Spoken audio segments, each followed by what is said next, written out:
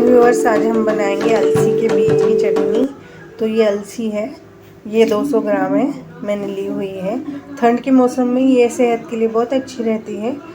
तो ये आपके बालों के लिए, नाखूनों के लिए भी बहुत अच्छी है। तो आप ये चटनी ज़रूर से बनाइए। इसके लिए ज़्यादा इंग्रेडिएंट की ज़रूरत नहीं है।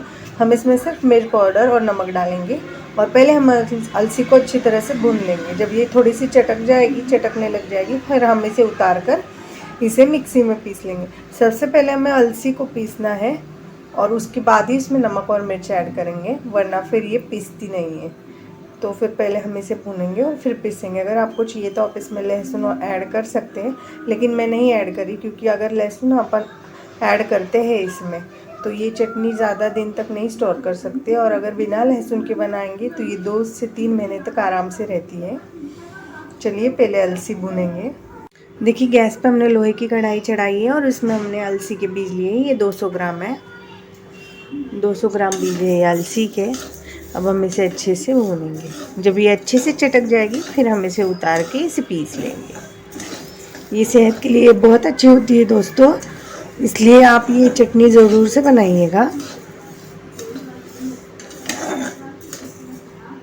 देखिए, आपको इसकी आवाज़ आ रही होगी। देखिए, अलसी अभी चटकने लगी है। हमें मीडियम ही फ्लेम रखना है, ज़्यादा हाई मत कीजिएगा, क्योंकि ये बहुत जल्दी जल जाती है। इसका स्वाद भी ख़राब हो जाएगा, इसलिए इसे मीडियम गैस पे ही भून लीजिएगा।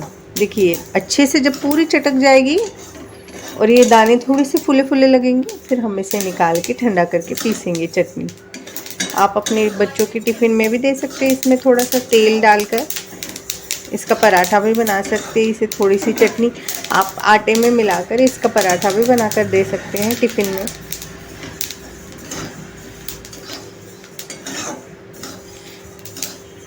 बस 5 मिनट में ही भून जाएगी अच्छे से।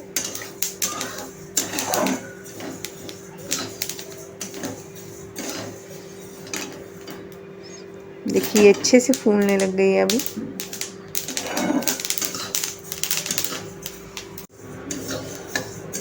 देखिए, अब हमारी अलसी अच्छे से भुन गई है। हमने गैस का फ्लेम ऑफ कर दिया है। अब हम इसे निकाल कर ठंडा कर लेंगे। अगर आपको पता नहीं चलता है तो आप इसके कुछ दाने लेके खाकर भी देख सकते हैं कि ये अच्छे से क्रंची हुए हैं या नहीं। अब हम इसे निकालेंगे और ठंडा कर लेंगे। देखिए, अभी हमारे अलसी के बीज ठंडे हो चुके हैं। अब हम चटनी पीसेंगे इसकी। देखिए, ये फूल चुके हैं अच्छे से। ये फूलते हैं, इसका मतलब ये अच्छे से भुन गया। अब हम इसे पीस लेंगे। पहले हम सिर्फ अलसी पीस लेंगे और बाद में इसमें नमक और मिर्च ऐड करेंगे, वरना ये पीसती नहीं है। इसलिए हम पहले अलसी पीस लेंगे। देखिए, हमारी अलसी अच्छे से पीस गई है। अब हम ये बाकी की बची हुई भी पीस लेंगे। ये हम एक प्लेट में निकाल लेंगे।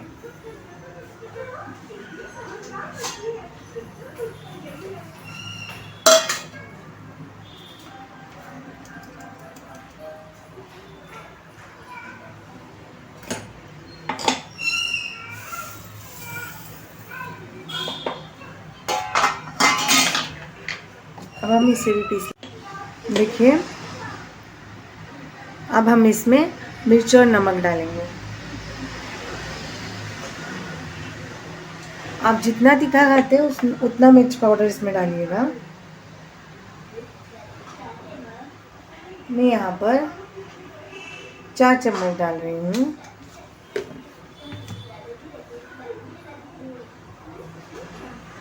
और जो नमक है वो हम इसमें, ये जो मोटा नमक आता है वो डालेंगे, इससे बहुत अच्छा टेस्ट आता है। और अब हम इसे पीस लेंगे फिर से एक बार।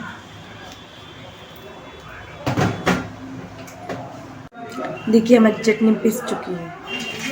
अब हम इसे निकाल लेंगे।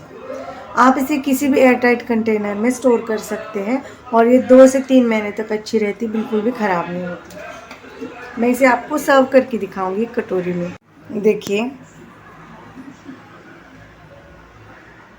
हमारी अलसी की चटनी बिल्कुल तैयार है। इससे मैंने कटोरी में सर्व किया है।